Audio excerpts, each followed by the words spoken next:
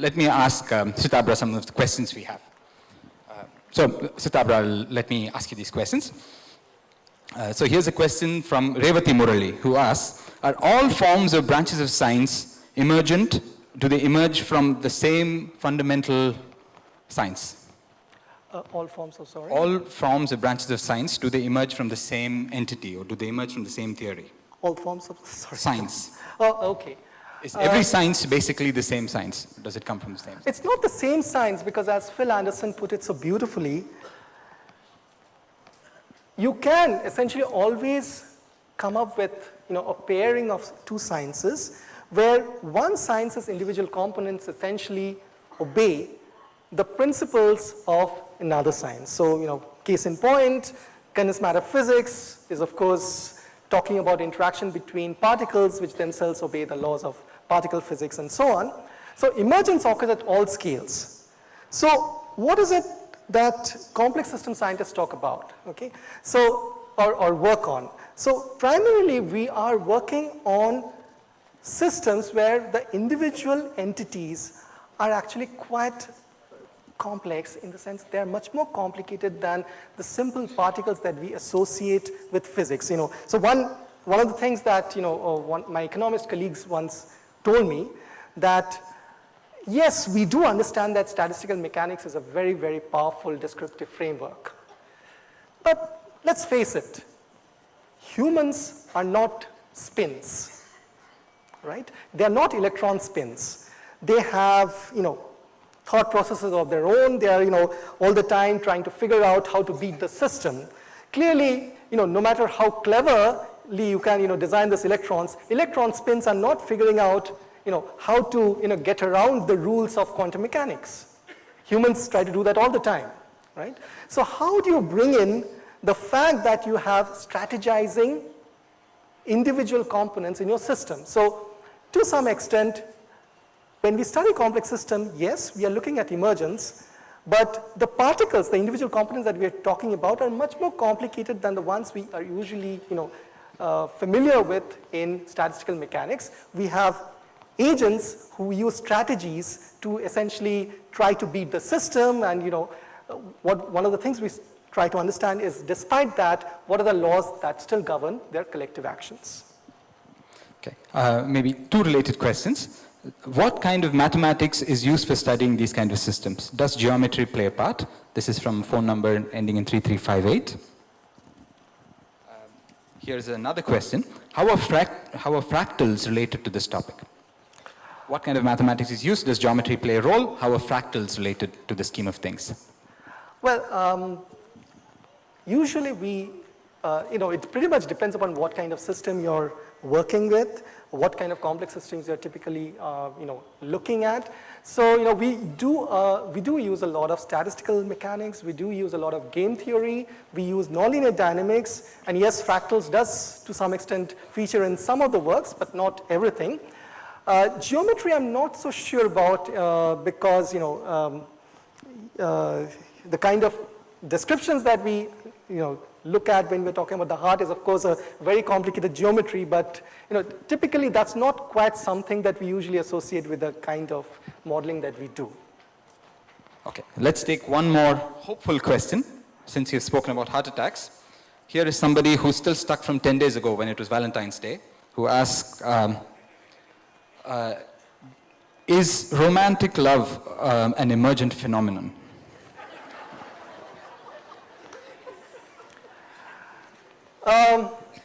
The brain is full of emergent phenomena, right?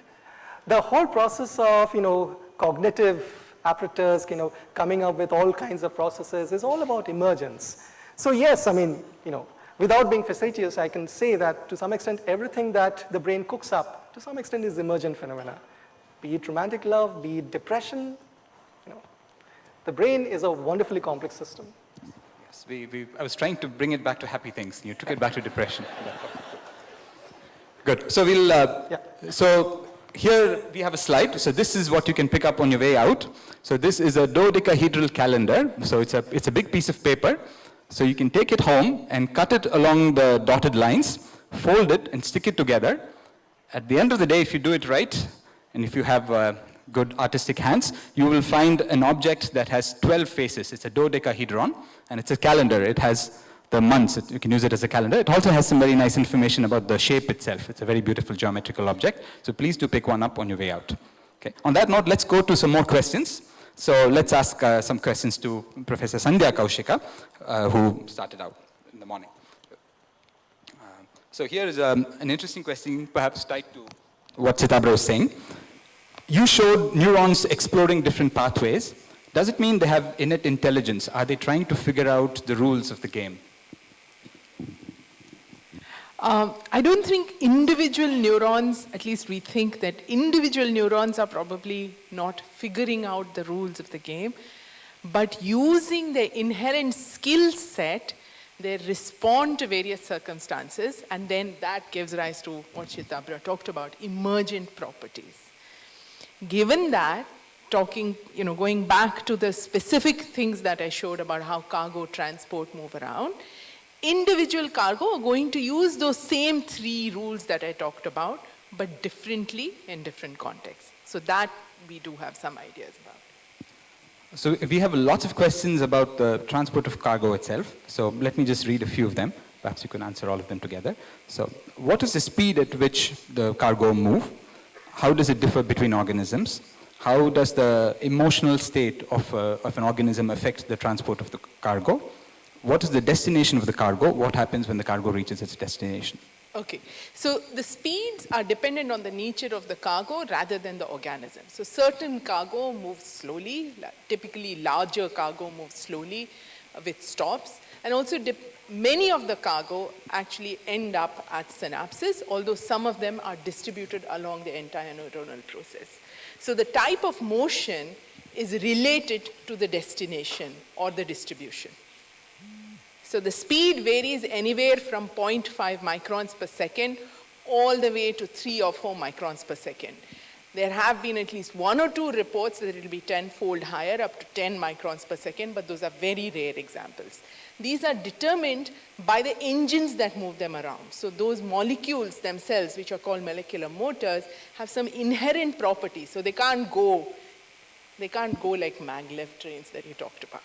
Okay, what was that? What was the emotion? Sorry, what was the emotion? So does the emotional state of an organism, or does the speed differ between? The state of the neuron certainly seems to determine how many traffic jams you have. Okay.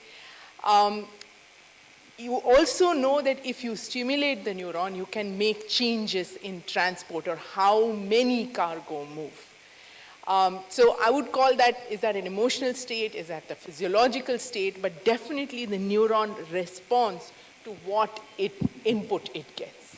That would be a fair statement to make. So maybe one related question that I was also thinking about. So you were talking about reflex action being so quick Yes. that you pull your knee back. So here's a question from phone number 4695. If the cargo moves so slowly, as you showed in your videos, how is that reflex action so quick? So those are perhaps different I times. can just add one related Yeah. question. Is all information along neurons carried only through cargo? No, it isn't. Actually, you have electrical impulses which are very fast, right? So you can have millisecond timescale responses at synapses and seconds timescale responses, which is why you have your reflex action is not going at 1 microns per second. But for your reflex action to have a role, right? So you have your communication hub, which is the synapse, which has these little cargo, which is filled with the chemical, which will allow the other cell to respond. So the release of the chemical, millisecond timescales. Arriving of all of these chemicals at that location, that depends on cargo transport. So the cargo transport is essential for the millisecond timescale to even work. Otherwise, you'll just abort. You won't have any ability to even respond. I see. Perhaps we can move on to some questions to Harini. So here's a question from phone number 0330, ending in 0330. Can you comment on recent reports that India and China are making a significant increase in their green cover? Is this the right kind of approach? Are they using the right kind of flora? Are some trees better than others? So the reports largely say, at least for India, that the increase in green cover comes from agriculture, not from forests. And then there's recent, at least if you talk to some of the scientists that have been looking at this, they're not very sure if that increase even is right. Do we actually have that increase? So I think there's some In fact, the FAO has asked India to relook at these estimates and calculate and check if they're correct or not. So I think some more accuracy checking has to go on. But so they're not species related, they're not related to anything else apart from agriculture, if they are related to that at all. So here's another political question. Is it necessary to build smart cities? We will of course destroy a lot of natural resources in doing so. How can we go about this? Our own research, I think, clearly shows that the way smart cities have been conceptualized, we should not be going ahead and building them, at least not from an ecological standpoint. We'll be looking at this across Karnataka, for instance, and it's a very cookie-cutter approach. So for instance, I'll give you one example. The smart city document for Pondicherry talks about tsunamis and being hurricane resistant, etc., but it puts aside very little money for mangroves, and most of the money is for a multi-level car park. Okay, so it's business as usual in most cases. That actually might be better, because in the cases where there is smart city focused efforts on restoration, they're mostly throwing the poor out and transforming this into tourism hubs, which is not good for ecology and not good socially. So how do we make a case for a more ecological centered approach? Do we have to present the science? Do we have to? I think both. I think also you're asking a political question, right? So at the heart of it is there's big money in big projects, and it's very difficult, I think, to push. Part of the difficulty we have in pushing nature-based restoration is it's cheap, and it works very well, and it's resilient. So you don't have to do infrastructure, but there's money in doing infrastructure year after year after year. So.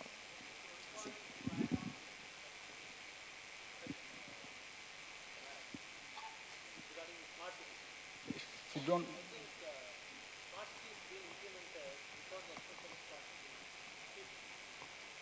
Smart cities need smart people. I would be actually worried if it was done by smart people. I think all people are really smart people. So I think the point is it's not participatory. So on that note,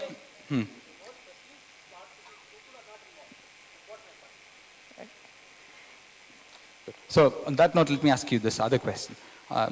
In what ways can communities with adaptive strategies help wetlands? This is a question from Isha Matthew. I think so many ways that You did answer part of this Yeah, in your talk. I think part of the thing is that wetlands, especially in cities, are entering new configurations. So many of these places used to be seasonal rain-fed. I'll give you one ecological fact, for instance. And now they're becoming perennial and sewage-fed. So even if you treat the sewage and send the water into wetlands to recharge them, as they're doing in many of these places, that means that you're changing the flora and the fauna around these because they're perennial and they have a lot of nitrogen and phosphorus coming in. And so you need to have adaptive management. For instance, many lakes that were dry because the rainfall is erratic, now people are sending in sewage treated from apartments. But then that sets into some process another series of changes, and then you need to respond to that, monitor, make other changes. So I think the juries are still out. It needs the long-term studies you were asking about. But a lot of this, what it really points to is any citizen initiatives have to be linked to monitoring.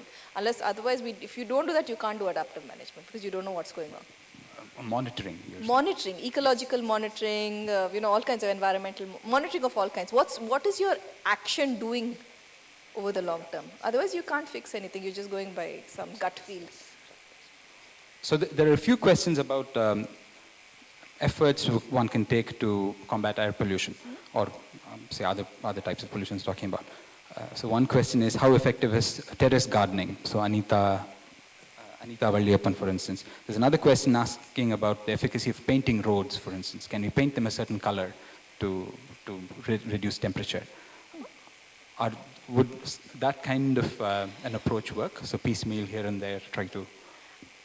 Lots of things can improve. I mean, the question is where's your bang for the buck, I think, and what can improve more and what has, so for instance, and what has least deleterious effects. So plastic roads we've seen can have all kinds of consequences. Painting roads, I don't know.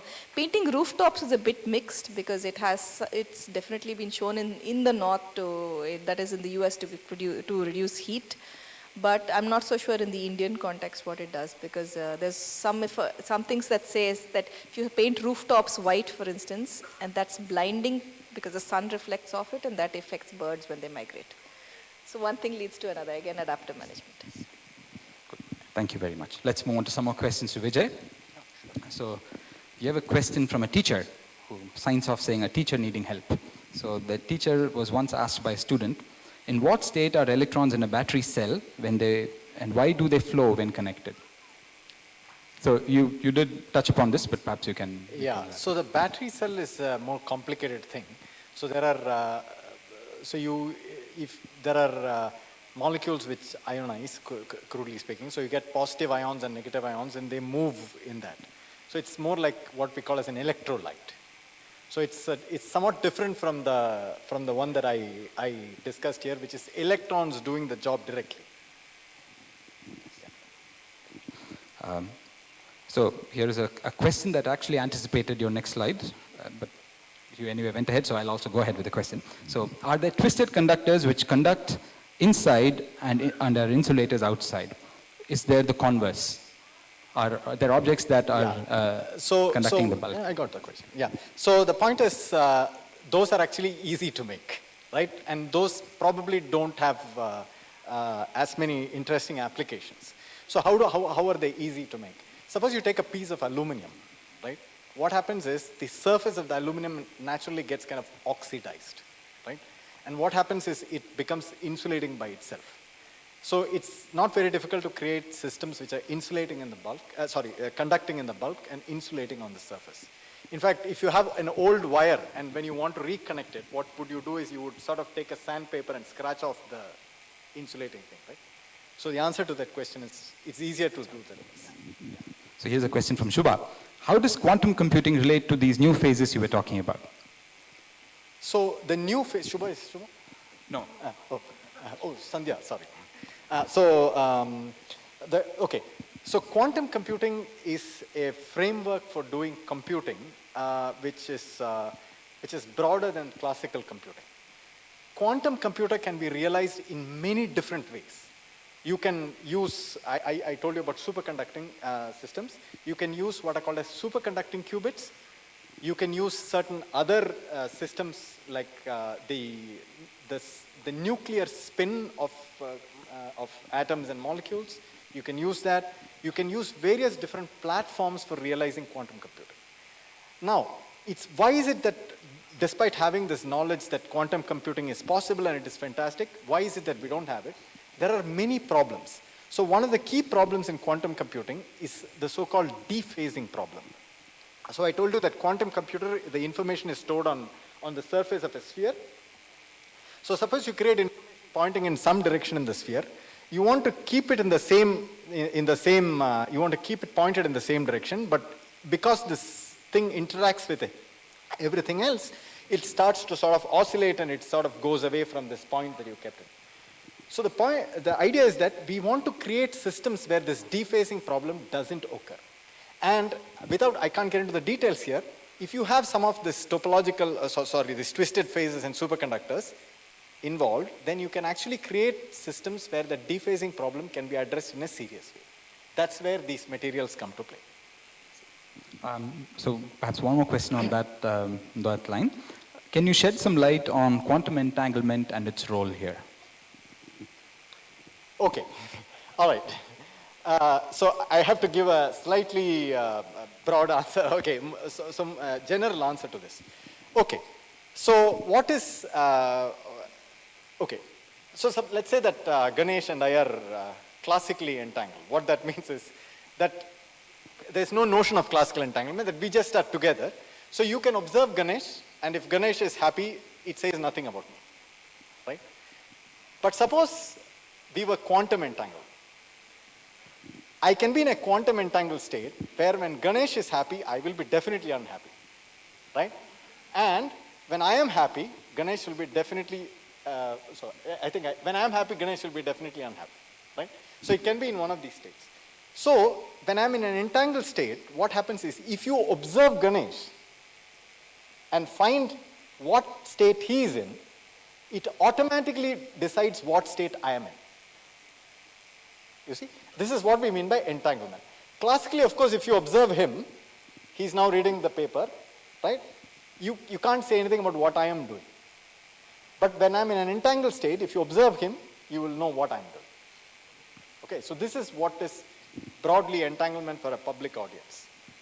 Does it play a role in these twisted matter systems? Okay, I will slightly deform the question to something else, right? Does entanglement play a role in quantum computing? That is the actual question you want to ask, right? And the answer is absolutely yes, right? The fact that entangled states can be created and manipulated is essential for the quantum speed up and all the things that you can get out of it, okay? So that's an important, so entanglement is very important there. To answer the question about twisted faces, in the kind of twisted faces that I showed on the screen here, entanglement plays some role, but not a leading role.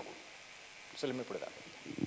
So maybe we'll take one last question from Isha Matthew. Yeah. She's asked, you mentioned solids, liquids, and gases. Yeah.